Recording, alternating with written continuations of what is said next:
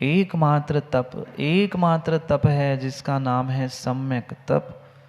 और उस सम्यक तप के अभाव में कभी भी हम निर्वाण को प्राप्त कर ही नहीं सकते, नहीं कर पा रहे हैं। पंचम काल में निर्वाण को प्राप्त नहीं कर पा रहे हैं, मोक्ष को प्राप्त इस पंचम काल में।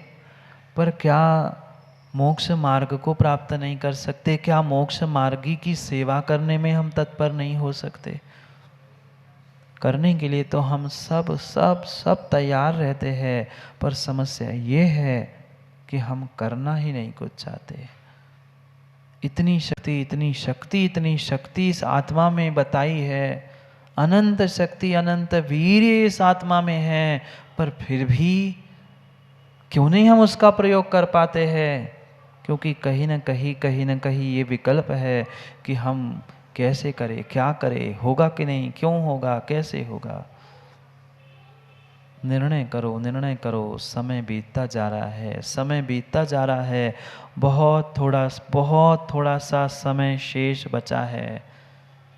कोई ठिकाना नहीं है कल का न पल का। बिना तपस्या के काम होने वाला नहीं है।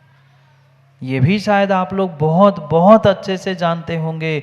6 अंतरंग तप होते और 6 बहिरंग तप होते, नहीं जानते? बिल्कुल नाम सही जानते होंगे।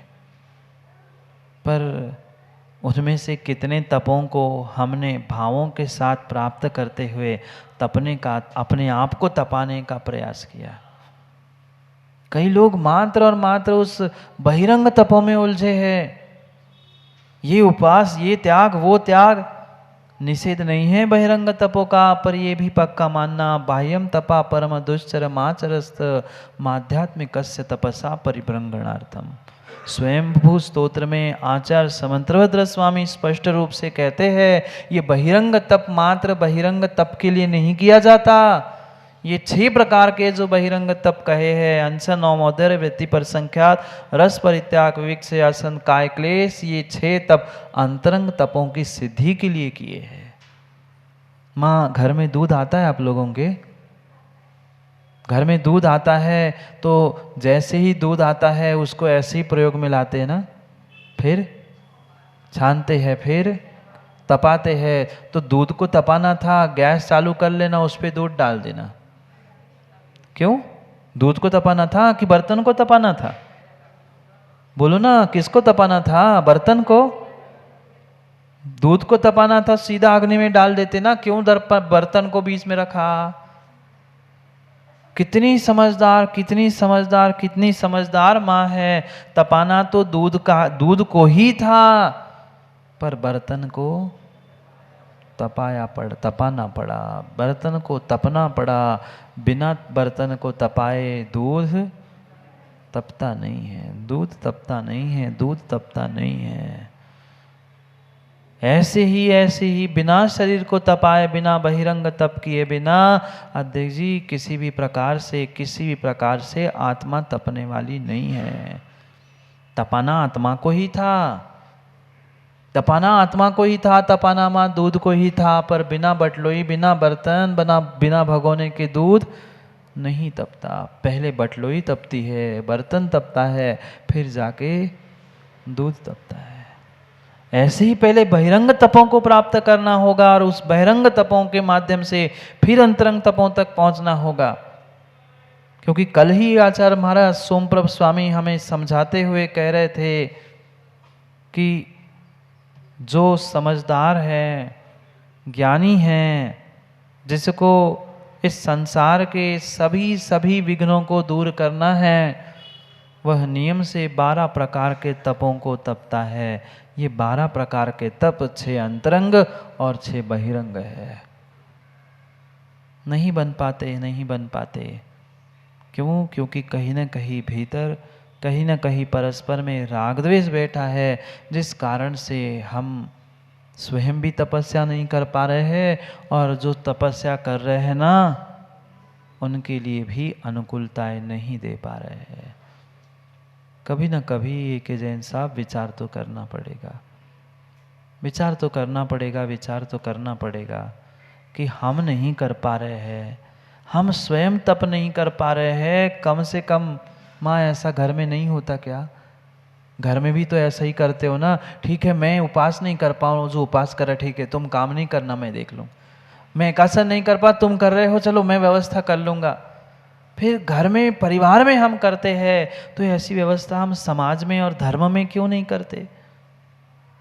हम स्वयं नहीं कर पा रहे हैं तपस्या बहुत बड़ी, पर जो साधु महात्मा दिगंबर मुनि तपस्या कर रहे हैं, क्या हम उनके अनुकूल अनुकूल भी व्यवस्थाएं नहीं बना सकते? बनाने के लिए तो बहुत कुछ बना सकते हैं, पर हम डरते हैं पहला ही कदम रखने के लिए। सब कुछ है, सब कुछ है, सब कुछ है, किस किस बात की कमी है? किस बात की कमी है माँ? धन दौलत की, रुपए पैसों की, मकान भूमि की, समय की? हम सबका नियोजन करके, सबका नियोजन करके बहुत कुछ कर सकते हैं, पर समस्या ये है हम करना कुछ नहीं चाहते, बस कहना जानते हैं। कहना बस जानते हैं, ऐसा होना चाहिए, ये होना चाहिए, ये करना चाहिए। जब करने का समय आता है अध्यक्ष जी कितने बजते हैं? 1 2 बहुत हो गए, 3 4। ऐसा ही इतिहास है, आज तक ऐसा ही हुआ है। ये हम सोचे कि हम बहुत सारा जलसा, बहुत सारी भीड़ लेके कोई काम करना प्रारंभ करें, कभी नहीं होता, कभी नहीं होता, कभी नहीं होता। किसी भी कार्य को प्रारंभ करने से पहले हमें यह निर्णय करना होगा कि शुरुआत तो हमें थोड़े से ही, छोटों से ही करनी होगी, तब जाके वह बड़ा काम होता है। पर व्यक्ति सोचता है नहीं हम तो बड़ा ही करेंगे, हम तो बड़ा काम ही करेंगे और सब होगा एकत्रित।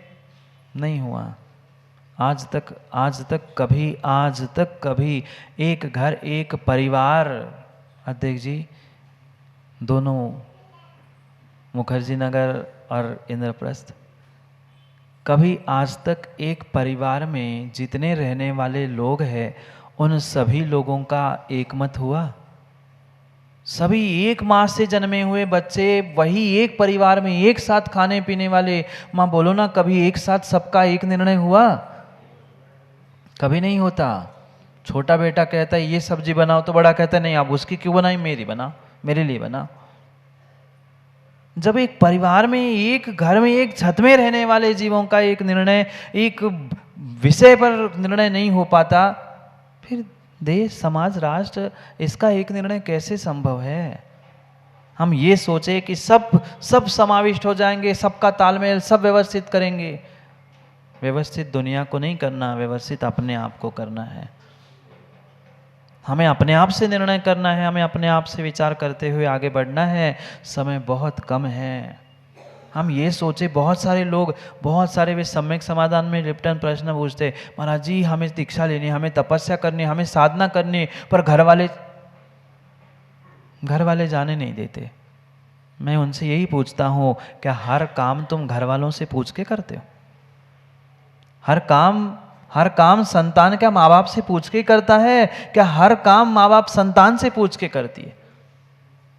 ये तो फॉर्मेलिटी होती है, ये तो व्यवहारिकता होती है। जब सब तय हो जाता है ना, फिर उसके बाद पूछा जाता है बेटा ऐसा विचार है। अब बेटा माँ बाप के सामने क्या कहे? ठीक है अब आपने सोच ही लिया है। ऐसा ही जीवन है। ये तपस्या के लिए किसी से पूछने की आवश्यकता नहीं है, और पूछने भी जाओ ना, इतना सीधा साधा और इतना धर्मात्मा कोई नहीं है कि पहली बार में हाँ कह दे कि हाँ कर लो तुम। नहीं है। श्रेष्ठ कार्यों में विघ्न आते ही है, श्रेष्ठ तपस्या में, श्रेष्ठ जीवन में उतने ही विघ्न आते ही आते हैं। विरले ही पुण्यात्मा होते हैं जिनको तपस्या के लिए सब घर परिवार समाज सहजता से स्वीकृति दे देता है। तुझको तपना होगा निर्मल, तुझको तपना होगा। कभी ऐसा संभव है ही नहीं है कि सबका तालमेल बैठ जाए, सब व्यवस्थित हो जाए, फिर हम कदम रखें। ऐसा आज तक संसार में ना हुआ है, ना आने वाले समय में होगा किसी न किसी को अविनाश जी आगे आके कदम बढ़ाना ही पड़ता है, बढ़ाना ही पड़ता है, तब जाके काम होता है, अन्यथा हो ही नहीं सकता। बढ़ो ना माँ, आगे बढ़ो ना, एक कदम बढ़ो, एक कदम नहीं, 1 इंच से ही बस सरक जाओ, पर नहीं कर पाते हम, क्योंकि विचार करने में इतना समय व्यतीत करते हैं कि सोचते समय हाथ से निकल जाता है, समय हाथ से निकल जाता है। प्रमादी जीव पलंग में पड़ा रहता है, दरवाजे पर पुण्य की खटखट दस्तक होती है, पर सोचता है थोड़ा सा 10 मिनट बाद 15 मिनट बाद उठूंगा, फिर खोल लूंगा गेट, जब तक 15-20 मिनट में वो पुण्य वो दस्तक चली गई। समय सबका समय निर्धारित होता है, पुण्य कार्य करने की, धर्म करने की, तपस्या करने का सबका निर्धारित समय है। हम समय को ही तो नहीं समझ पा रहे, हम समय को ही तो समझ नहीं पा रहे, हम मौकों को तो प्राप्त नहीं कर पा रहे हैं। सबसे बड़ी समस्या यही है।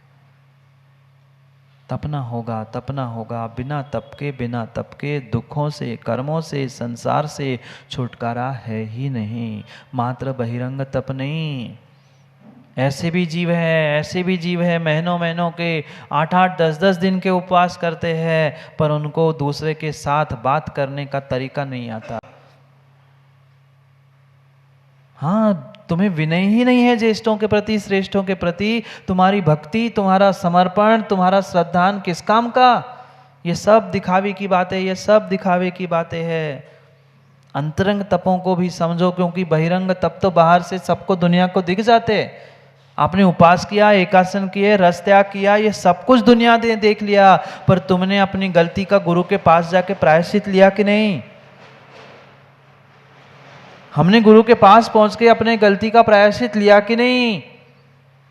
हमारा गुरु के प्रति कितना विनय, कितना समर्पण है। ये विनय, प्रायश्चित, वैयावृत्ति, ये अंतरंग तप है। ये अंतरंग तप है। कितनी अंतरंग तपों को प्राप्त कर लिया। आते हैं चंद 4-6-10 लोग आते हैं, हाथ पैर दबा लिए, गला नहीं दबाया, बस उतना ही बचा है निर्मल जी, बाकी सब दबा के हम तो वैयावृत्ति करे आए। अभी इन विषयों के बारे में हमने समझा ही नहीं है। साधु के, तपस्वी के अनुकूल कार्य करना, अनुकूल व्यवस्था बना लेना, वास्तव में यही वैयावृत्ति है। कुछ दिन पहले भी मैंने कहा था कि उस सुअर ने तो सेवा वैयावृत्ति की थी, अभय दान दिया था। आप श्रावक हो के कितना अभय दान और कितनी वैयावृत्ति कर पा रहे हैं? माँ ये मत समझना साधु है वो तो पुरुषों का काम है वैयावृत्ति करना। माँ भी वैयावृत्ति कर सकती है, सबकी मर्यादा अलग है, सबकी परिभाषा अलग है। कितने कर पाते हैं वैयावृत्ति? सबसे बड़ा तब आचार्यों ने कहा है, क्योंकि जो स्वयं और पर दोनों का उपकार करता है, स्वयं का और दूसरों का उपकार करता है। शायद पर्युषण में भी मैंने कहा था कि जो दूसरे की वैयावृत्ति नहीं करता, वह साधु इस भूमि पर, इस धरा पर, इस विश्व पर भार है। जो श्रावक साधु की, तपस्वी की वैयावृत्ति नहीं करता, उनके अनुकूल कार्य नहीं करता, वह कभी भी किसी प्रकार से इस दुखों से पार होने वाला नहीं। कई स्थानों पे अध्यक्ष जी हमने ये समस्या देखी। ऐसे जगह साधु को रोका जाता है कि दिन रात वह आलू प्याज की बदबू सुननी पड़ती है, कहीं आवाज कहीं कुछ। स्पष्ट रूप से ए.के. जैन साहब निषेध किया है साधुओं को ऐसे स्थानों पर रुकने के लिए जहां ऐसे विकल्प सताते हैं। पर क्या करें, अब सुरक्षा के लिए उन लोगों को रखना ही पड़ता है और उनके पास ही साधु को भी रुकना पड़ता है। अब वे दिन रात जब चाहे जैसा चाहे खाते रहते हैं, अब रात भर दिन भर साधु वही सुगंध सूंघते रहे। क्या क्या करे क्या करे, थोड़ा सा विचार करो। एक स्थान पे मैं कह के आया, दो कम से कम थोड़ी अकल चली उनकी कि उन्होंने ऐसे बाहर के लोगों को रुकने के लिए वहाँ निषेध कर दिया। हाँ, यहाँ प्रवचन चल रहे हैं और पीछे खाली स्थान है, वहाँ बढ़िया आलू प्याज का छोक लग रहा है, वह शादी और कोई फंक्शन का काम चल रहा है। भाई जब साधु तपस्या कर रहे हैं, हम नहीं कर पा रहे हैं, तो कम से कम उन तपस्वी के अनुकूल कार्य करके थोड़ा सा घाटा ही लग जाएगा पैसे का, और होगा क्या। पर नहीं समझता, नहीं समझता, नहीं समझता, नहीं समझता जीव। क्या करे, ऐसी स्थिति है, ऐसी स्थिति है जय कुमार जी। अब कल रात में आप लोग होते ना कमरों में, पता चल जाता। क्या बताए, क्या बताए, क्या बताए। लाना तो हर कोई चाहता है, ले तो आना अविनाश जी हर कोई चाहता है, पर कितनी कहाँ कैसी अनुकूलता है, इसका विवेक भी तो रखना चाहिए। सोचो, विचार करो, थोड़ा सा विचार करो कि हमारा तप, हमारी तप की अनुमोदना कहाँ जा रही है। भैया वृत्ति कर सकते हैं हम चाहे तो, पर वह भी विवेक के साथ, वह भी विवेक के साथ। एक व्यक्ति पहुंच गया, जंगल से जा रहा था, एक मुनिराज बैठे थे। सोचना समझना वैयावृत्ति कैसी होती है। वह मुनिराज बैठे थे पेड़ के नीचे, गर्मी के दिन थे। वह जो व्यक्ति जा रहा था, अपने मटके में, अपने माथे पर वो एक मक्खन लेके जा रहा था मटके में बेचने के लिए। उसने तो अच्छा कपड़ा और ठंडा करके ले जा रहा था, वहां बाजार में जाके बेच लूं। जाते जाते मुनिराज को देखा, वो गर्मी में, ऐसी भीषण गर्मी में बैठे, पसीने से लथपथ हो रहे। वो सोच में पड़ गया, क्या करूं, क्या करूं। उसको कुछ समझ में नहीं आया। उसने कहा कि क्यों ना जो मटके में ये मक्खन रखा है, थोड़ा सा मक्खन उनके सर पे रख दूं, ठंडक मिल जाएगी। इतनी गर्मी, ऐसे भीषण गर्मी में ये तपस्या कर रहे हैं, उनकी वैयावृत्ति हो जाएगी, सेवा हो जाएगी। थोड़ा सा मक्खन निकाला और मक्खन का गोला माथे पे रख दिया और चला गया। उसकी तो ये भावना थी कि देखो, मैंने मुनिराज की वैयावृत्ति की, मैंने मुनिराज की सेवा की, मैंने मुनिराज की व्यवस्था बनाई। पर मक्खन का गोला रखा और आगे बढ़ गया। वह मक्खन बेचकर वापिस आते हुए देखता है, मक्खन माँ कब तक, मक्खन कब तक ठंडा रहेगा। भीषण गर्मी, ऐसी सूर्य तप रहा है, पूरा मक्खन पिघल के पूरे शरीर पर छप गया और पूरी चींटियों ने चीत चीत कर शाम तक पूरे शरीर को लहूलुहान कर दिया।